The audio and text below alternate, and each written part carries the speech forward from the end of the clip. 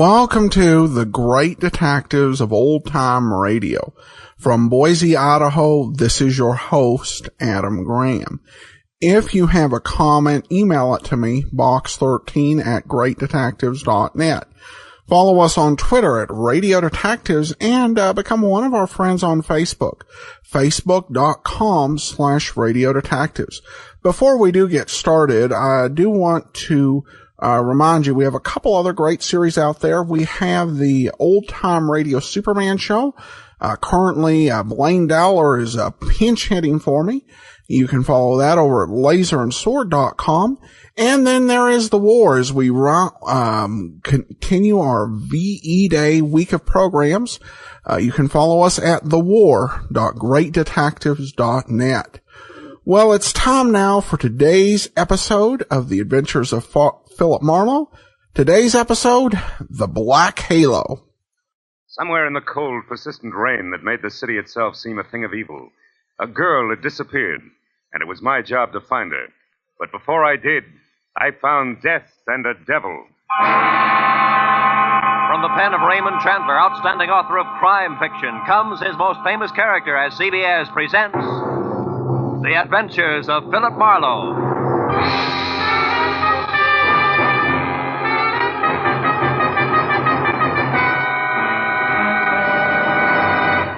And now, with Gerald Moore, starred as Phillip Marlowe, we bring you tonight's exciting story, The Black Halo.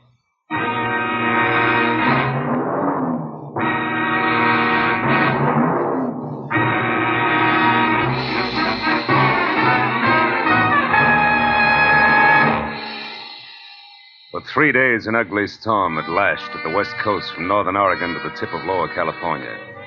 And although it was only noon when I drove up to the sprawling red brick house just south of Santa Barbara to meet a new client of mine, the black that was in the sky and the driving rain that was everywhere left the day bleak and wet and cold. Left it the kind of day that made you feel that logs blazing in a fireplace and a warm, dry robe were the only things that could matter to anyone. But when I got inside the house, Felix Drum, 350 uncomfortable pounds of executive in a wheelchair, who made his living importing perfumes, was very worried. And not about the weather outside. Marlowe, Julia Perry is gone.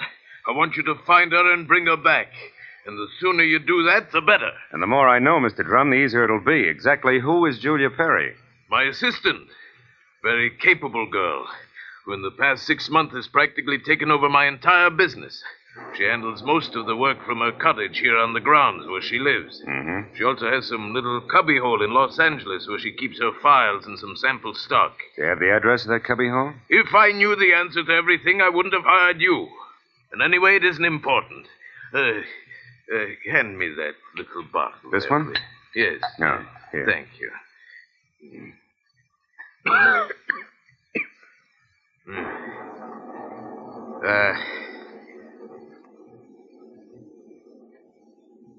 When did you last see Julia, Mr. Drum? 3 days ago.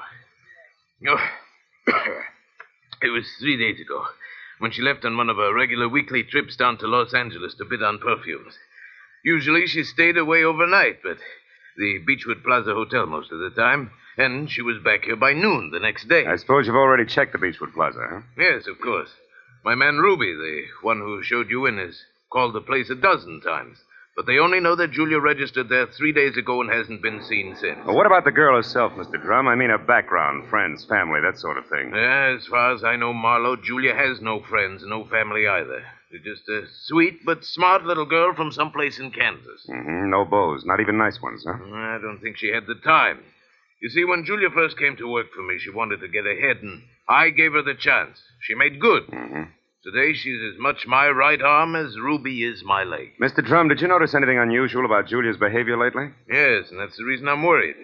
About 2 weeks ago, I saw changes in the girl, Marlowe. She seemed less spry, more preoccupied. Oh? Yes. I figured it was overwork myself, since the end of the year always means detailed annual reports, so I made no comment at the time. I see. Tell me, Mr. Drum, what does she look like?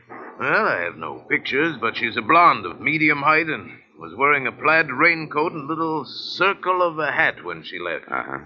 Altogether, she's sweet and simple, if that's what you mean. Yeah. Do you mind if I stop into the cottage on my way out?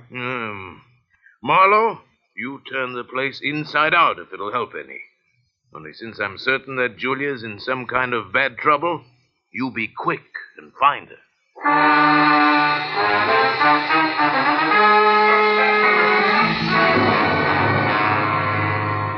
Julia Perry's cottage was strictly the 50-50 arrangement that Drum had mentioned, with one room office and the other living quarters. In the office, I found everything in its proper place, so I moved to the other room. The moment I stepped over the threshold, the white fluff that trimmed the quilted bedspread and the splash of color in the drapes said that Julia Perry had to be something soft and warm. The half a dozen quietly tailored suits that were lined up in the closet like a squad of soldiers facing right told me that she was also simple and neat. I ran through the pockets of her clothes and all the drawers and closets in the room, trying to find something that would give me a lead that I was sure I had to have. After 20 minutes, I'd found only a leather cigarette case, a package of peppermint lifesavers, and a maroon and gold monogram book of matches, the cover of which was half torn off so that I could only be certain that the middle initial was a V and that an E or an F were on either end. But since the name and address of an L.A. novelty company was on the inside, I bought the matches as a starting point, dropped them into my pocket, and headed for the door. When I opened it, I was surprised to find Ruby, Drum's right-hand man, purple scar and all, standing in the rain, and staring at me like my ears were spinning. You seem to be a very thorough man, Mr. Private Detective. And you seem to be a very nosy one. What do you want? To help Julia, nothing else. But here's a postcard that came for her this morning. It was mailed in L.A. yesterday. Yeah? Dear Julia, tried to reach you at Santa Barbara 1181, both yesterday and today, but got no answer. I'm leaving. I'm leaving town tomorrow. There's one little girl who fled life in Haven, Kansas, to another. I would have enjoyed seeing you again. For a bit before I moved on to who knows where. Anne. Santa Barbara 1181. That the number here? Yeah. It's Julia's private business phone. Well, what do you think? The postcard any help? Possibly. Tell me, Ruby, why didn't you show this to Mr. Drum? I forgot about it until just now. You're a liar. Well, it's on account of the postcard was delivered here to the cottage. Which is no man's land for you? Yeah, sort of. Mr. Drum doesn't like people who work for him mixing socially with each other. Or maybe a sweet kid like Julia hasn't got any use for the passes you've been making at her, huh? Hold it. I like Julia, and even if she don't go for me, anything I can do to help her, I still do, understand? Yeah, I understand. I'm not so sure I believe. Goodbye, Ruby.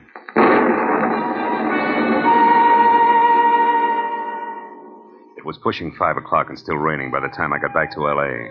and over to the novelty company. Once there, I presented the torn book of matches that I had found at Julia's cottage to a bald man with horizontal question marks for eyebrows, and who, at the crinkle of a $5 bill, tore himself away from his racing form long enough to check the files for a set of maroon and gold initials that had a V in the middle. And it was 6 o'clock before I had the answer, which was EVE. And they weren't initials, but the front name of Mrs. Eve Bentley, who lived in a villa at the swank Sunset Terrace Apartments. And according to the gentleman who said he knew his oats, was a very classy filly. An hour later, I was at Mrs. Bentley's front door, and while I made with the chimes and waited, I wondered just how much a guy who loves the ponies could know about women. But when the door opened, I had my answer. Yes? What is it? Mrs. Eve Bentley wasn't beautiful, but she was everything else, including a shimmering yard of gold hair piled high on her head and held in place by a knot of pearls that no Boy Scout ever tied. Her face was wide blue eyes and open red lips on a backdrop of soft, fair skin. She wore a black silk jersey dress that must have been sprayed on. She smiled when I said my name was Phillip Marlowe and that I wanted to talk. Talk about what, Mr. Marlowe? Julia Perry, ever hear of her? No, I haven't. So I'll try again. What do you know about Ann somebody from Haven, Kansas? Absolutely nothing. This torn book of matches says otherwise. I found them in Julia Perry's cottage. Julia Perry's missing. I'm a private detective who was hired to find her, and the matches turned out to be yours. How may I come in? Why, yes. Thanks. Now, Mrs. Bentley, maybe we ought to start all over. No, wait just a minute, Mr. Marlowe. I may be able to help you. Did this Julia Perry deal in perfumes? That's right. Now, how did you know that? Because I just remembered something. And now I'm sure I can explain why my matches showed up where they did. Just a minute. You know, whenever I'm talking to a beautiful woman, somebody's always creeping around in the kitchen. Who is it this time? Oh, really, Mr. Marlowe? There's a storm outside, and there are windows and trees. You put those three things together, that noise could have been a branch scratching on a glass pane. Or somebody with squeaky shoes and a lot of curiosity. Somebody like Mr. Bentley, for instance. Huh? Oh, I doubt that, Mr. Marlowe. You see, Mr. Bentley's been dead now for 3 long years. Oh. Yes. Well, you were saying something about the matches. Oh, yes. This, Julia Perry must somehow or other gotten hold of him through my fiancé, Marvin Whitaker. How does that figure? Like 2 and 2. Marvin is in the perfume business. Ditto Julia. Also, I think he mentioned her name once. Said she was very clever for a girl who looked like somebody's kid sister. That fits all right. Where will I find said fiancé? At his favorite bar and grill. But won't you have a drink first, Mr. Marlowe? No, thanks, Eve. There isn't time. Now the bar and grill. The Blue Boar. Blue which? Boar, Mr. Marlowe. Yeah. It's a very English spot over on Wilshire, opposite Arthur Murray's studio. But before you dash, do you at least have a match? Yeah. Whole book of them, honey. Torn cover and all. And I want you to keep them. After all, they brought us together, didn't they?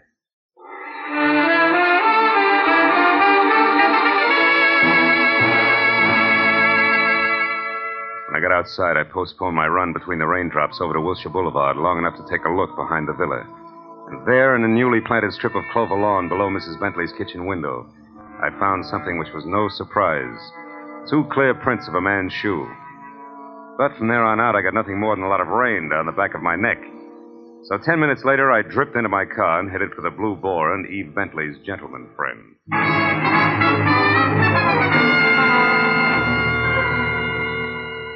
I located Marvin Whitaker, a handsome, hale fellow well met, in a white turtleneck sweater and riding breeches, behind a hot rum toddy in a corner booth that was pictures of steeplechase mounts against newly antique mahogany.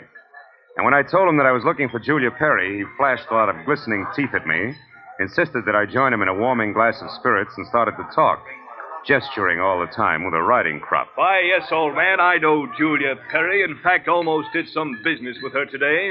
You mean you were supposed to meet Julia someplace? That's right. At 1881 Selma Avenue, to be precise. But she called me this morning and postponed the whole transaction. Indefinitely. Could you stop projecting long enough to tell me why? She didn't say. Of course, it's of no bother to me on a day like this. No sane man should be any farther away from a toddy than we are right now. So drink up, old boy. It'll do you a world of good. Yeah, I bet it will. Look, Mr. Whitaker, one more question. Did Julia ever speak of a girlfriend named Anne? Someone she knew years ago in Kansas?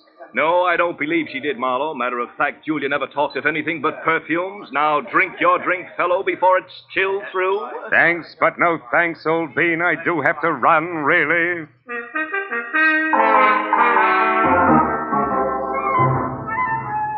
was a 20-minute drive to the address on Selma, and the rain had stopped by the time I got there. The place was one of those once-upon-a-time rooming houses that had been partitioned off into a couple of dozen 2x4 cubby holes, just big enough for the very small businessman to fill his fountain pen in. When I got to the door and asked the scrub woman, who was a lot of wild red hair around 2 pop eyes, for Julia Perry, I knew I was moving in the right direction, because the lady standing in front of me was anything but calm.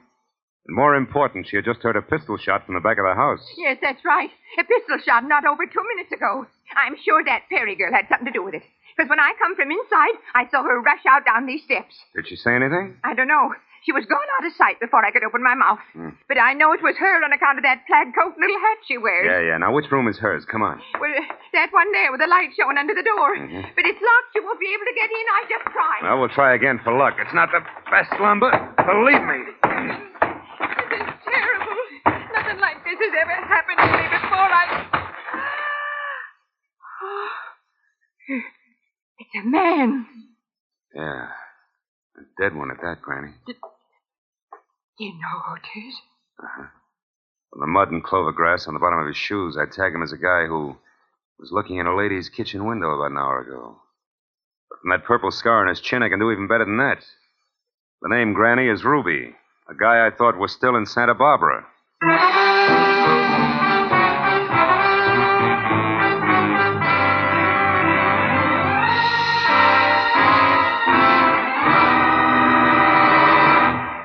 In just a moment, we will return to the second act of the adventures of Philip Marlowe. But first, given clues, even the newest of Philip Marlowe fans can deduce the characters in CBS's great new early Sunday evening comedy lineup.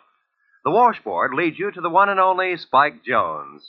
The bumblebee? Well, of course, that's for America's most famous non-virtuoso violinist, Jack Benny, who follows Spike Jones on CBS. The two A's, Amos and Andy, who are heard on CBS immediately following Jack Benny. So it's really no mystery at all why millions of Americans now stay tuned to CBS on Sunday nights for these three superb comedy shows in succession. Spike Jones and Amos and Andy over most of these same CBS stations, and Jack Benny over them all. And now, with our star, Gerald Moore, we return to the second act of Philip Marlowe and tonight's story, The Black Halo.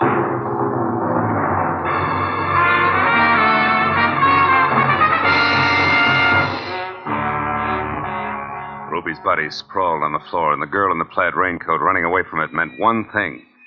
Julia Perry's trouble was important, like life, but more like death. A half sneer was congealed on Ruby's face, and his eyes, turned waxy, still held a look of mild surprise. I wasted some breath telling the scrub woman not to touch anything, and then I put in a call to my overweight client in Santa Barbara. He was glad to hear from me, at first. Marlowe. Well, now, I didn't expect a call from you this soon. You sure work fast, don't you, lad? Have you found her? Have you located Julia? Not quite. She's about 5 minutes ahead of me. Incidentally, Mr. Drum, she works fast, too. What do you mean by that? Let me ask the questions, huh? Number one, what was your leg man Ruby doing in L.A. tonight? Ruby? Yeah. Why, I sent him in to pick up some medicine for me. Why? Come on, Drum, you can talk straighter than that, and you better. I just found Ruby dead. Dead? Ruby's dead? What happened to him, Marlowe? He was shot. So forget the gags and tell me why he was snooping around. All right. I didn't trust you. No. It's my policy to trust nobody until he proves himself. I sent Ruby in to follow you and check on your progress. That was brilliant. You only made 3 mistakes. First, I don't need to be checked on. Second, you got your man killed. And third, you forced Julia's hand. Because it was Miss Perry herself who pulled the trigger on Ruby. Julia? Marlowe, I don't believe that. Which proves nothing, Mr. Drum, but skip it. Tell me, do you know a man named Marvin Whitaker? Whitaker? Yeah. No, should I? Well, he says he's in the perfume business. Well, I know everybody on the coast who bought more than 2 bottles of perfume at one time in the last 40 years, and I don't recall that name. I think the man must be a liar. So do I. Thanks for the help. And, Drum, if you've got any more expendable flunkies around, keep them out of my hair. I'll call you when I've got something.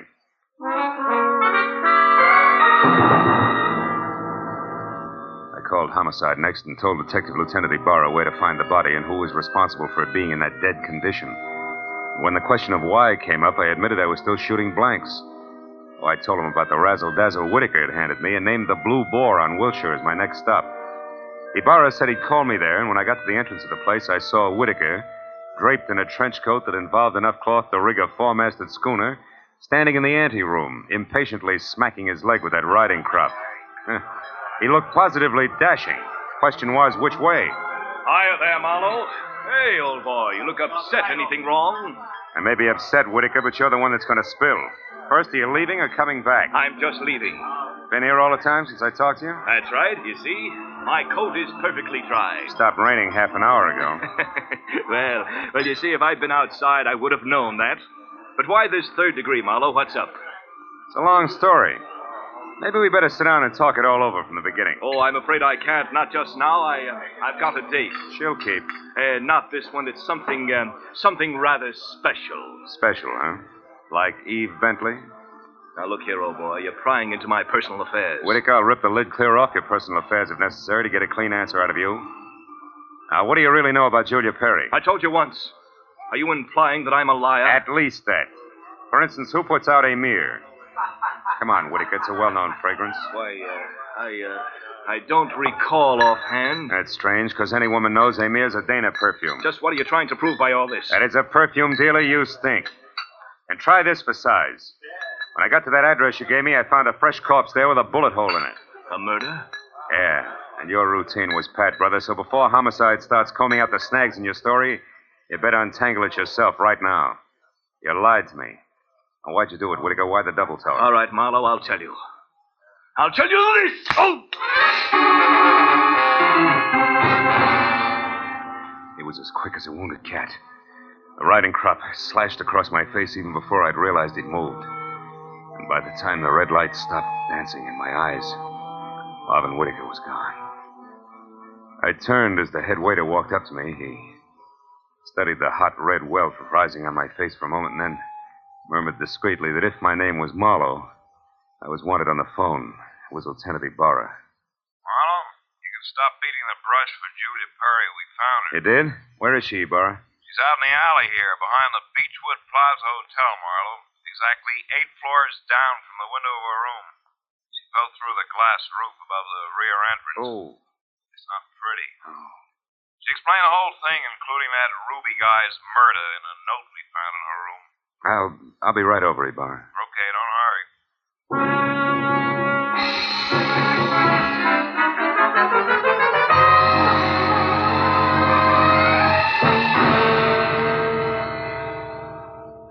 The old story, Marlowe. When Drum finally got around to trusting her, he practically gave her his business. It was too much temptation. Mm-hmm. She'd been stealing from him in a big way for almost a year, her note says. And she decided to run for it when she knew she couldn't hide the thefts any longer, huh? That's right. That Ruby caught on some way, and she killed him, but I guess murder was too rich for her blood, so she came back here, thought it over, and then checked out. Yeah. All she left behind was a little plaid raincoat and a purse over there. Hey, she was wearing a dinky hat, too, Ibarra. Did you find that? Mm-hmm. Come over here to the window, Phil. See down there on that canopy, that little black circle? That's her hat. I sent Mooney down to get it. Can't leave any loose ends around, you know. Yeah. That light, Lieutenant? Oh, sure. Here you are. Thanks. Hey, what happened to you? That welt on your face, Phil. Oh, I backed that horsey liar named Whitaker into a corner, and he slapped his way out with a riding crop. And speaking of loose ends, if I ever catch up with that... Ibarra, where did that stuff on the dresser come from? Well, this out of the pockets of Julia's plaid coat. Why? But that's impossible unless... Holy smoke.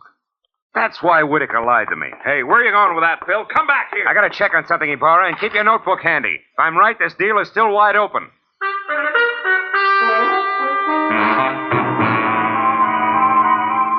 All the way from the suicide's room in the Beechwood Plaza out to the widow's villa in the Sunset Terrace, my mind juggled a jumble of facts trying to beat them into a brand new pattern. A pattern that had to include an object Ibarra had found in the pocket of that plaid raincoat. It almost made sense. But I needed just a little more. Well, when I turned into the parking lot at the Sunset Terrace, rain began to fall again. Thin, cold rain. I walked to Eve Bentley's door and pressed the bell. Just as I expected, it was Marvin Whitaker, unsmiling and nervous, who answered the door. I didn't give him a chance to think. I just swung hard.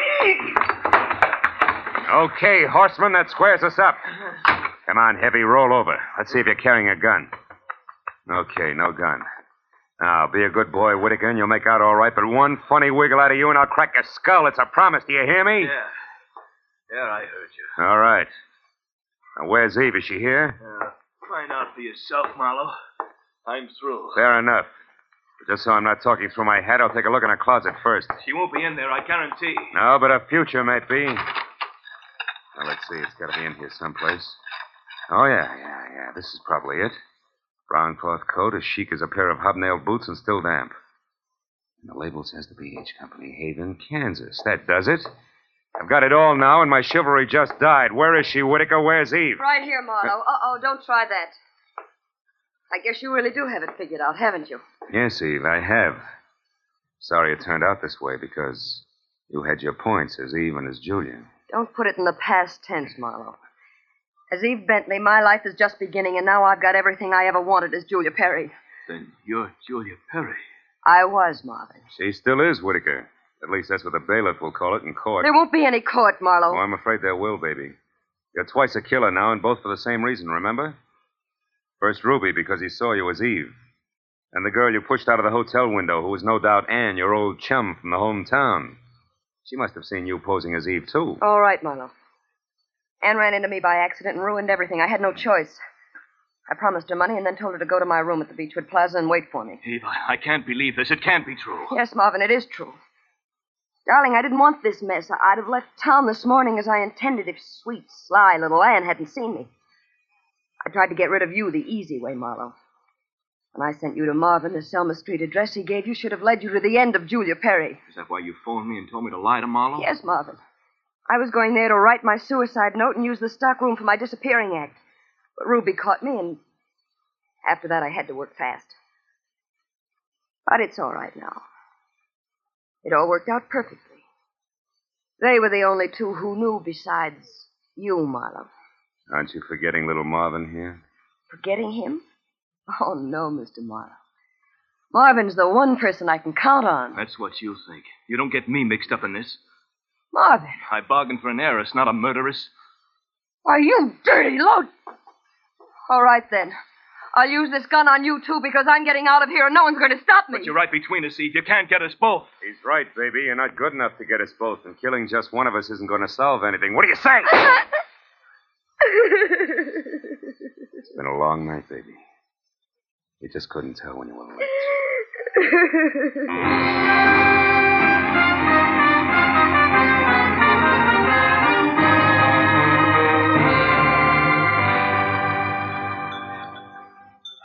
You want any more of this coffee, Marlowe? No, it's sludge, Lieutenant. I wonder what Julia Perry uses for a heart. You know, she planned the thing for 6 months when she first set herself up as Eve Bentley. And it probably would have... Want to check now? Oh, yes.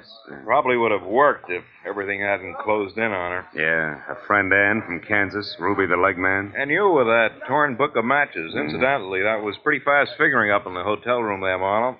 Oh, not so fast, Ibarra. I knew Eve had those matches because I left them with her. So when you found the same matches in the pocket of Julia's plaid coat, it figured. Julia almost had to be Eve. And that left Ann to furnish the body for the suicide. Yeah. You know, I wasn't so sure about that until I found the brown coat with the Haven, Kansas label in Eve's apartment. Yeah. Well, I'd better wait on back to the office, Phil. Look at that rain come down. Think it'll ever stop? I don't know. I doubt it. Oh, by the way, here, it's her hat. Mooney finally got it down off that hotel canopy. Maybe you'd like it for a souvenir. Yeah. The millinery people call it a halo hat. Good night, Marlowe.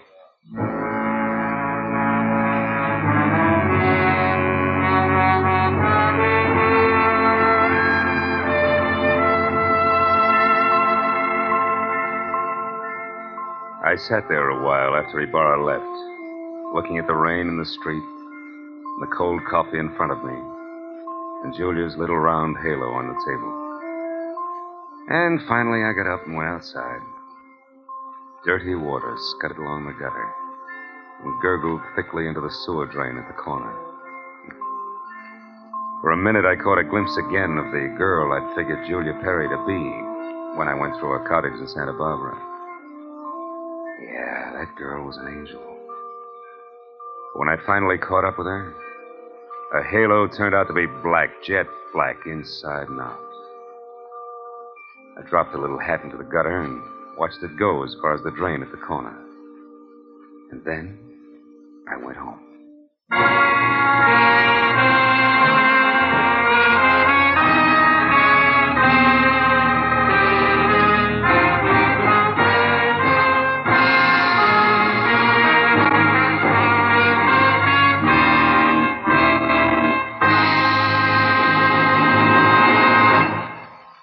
The Adventures of Philip Marlowe, created by Raymond Chandler, stars Gerald Moore, and is produced and directed by Norman MacDonald. Script is by Mel Donnelly, Robert Mitchell, and Gene Levitt. Featured in the cast were Joan Banks, Paul Frees, Peter Leeds, Jack Crucian, and Lois Corbett.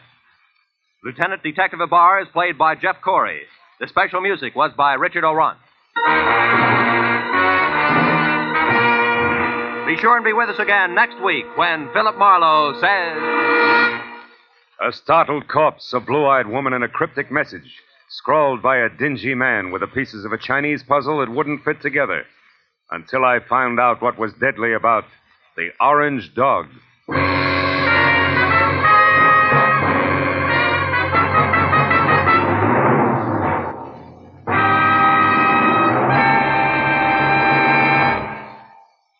You'll find a whole hour of fun, variety, music, and thrills on Sing It Again tonight and every Saturday, for it's heard over most of these same CBS network stations. Now, stay tuned for Gangbusters, which follows immediately over most of these same stations.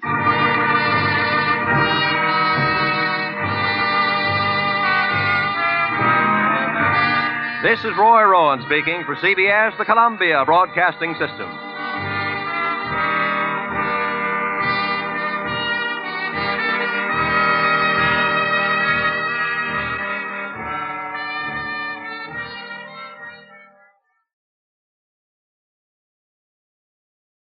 Welcome back.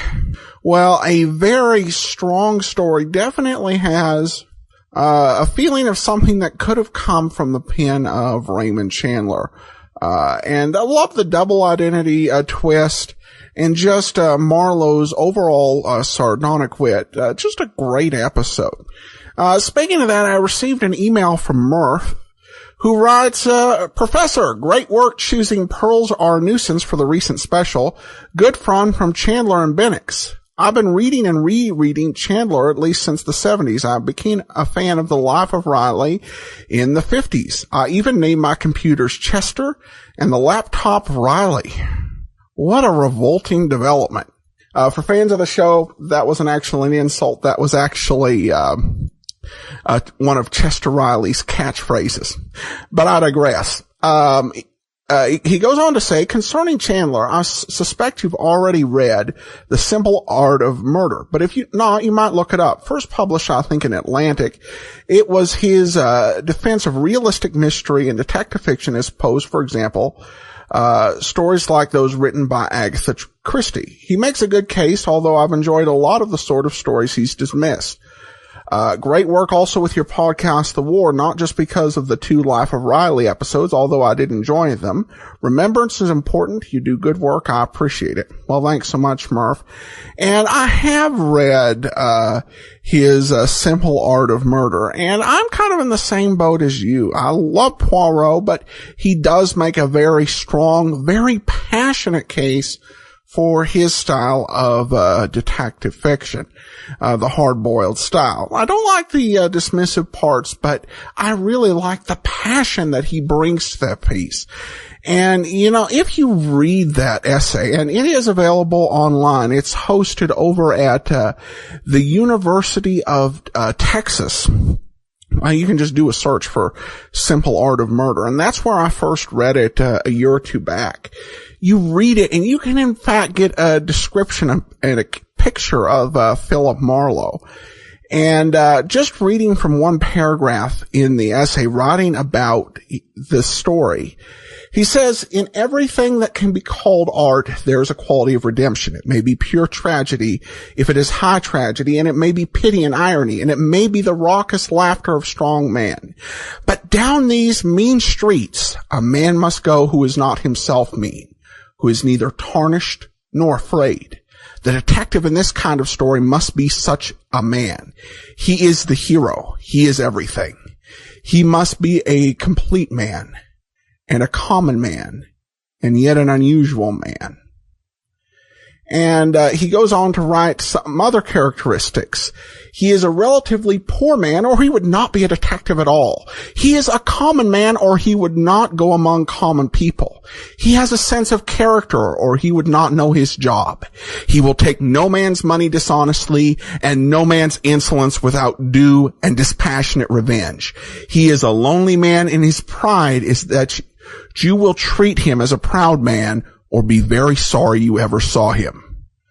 And I actually think you read that just captures so much the spirit of Phillip Marlowe. And one thing I love about the radio writers often, on other programs, they would take detectives from literature and they'd say, you know, it's great, you've got all these characteristics and personality, but we're just going to take this character name and make him the type of detective we want him to be. The writers of Phillip Marlowe, I think, you know, within the limits of content standards on radio, they capture that character. And you saw that sort of sense of the dispassionate revenge served out when that fiance took a cheap shot at him today. So I think it's definitely worth a read. You may not agree with all Chandler has to say, but, I think it's a very powerful, well-stated essay, and, it is, as I said, definitely worth a read and worth a thought. Myself, I'm just, continuing to take my first, reads through Chandler. I've, of course, listened to all the radio plays, from the BBC and from the US I've been able to get my hands on. But working through the books, just finished the 5th one, The Little Sister. And next up will be a short story collection, Trouble Is My Business. So some fun stuff ahead. Thanks so much for the email, Mirth. Truly appreciated it. All right, well, that will do it for today. If you have a comment, send it to me, box13@greatdetectives.net. Follow us on Twitter at Radio Detectives, and become one of our friends on Facebook. Facebook.com/Radio Detectives. From Boise, Idaho, this is your host, Adam Graham, signing off.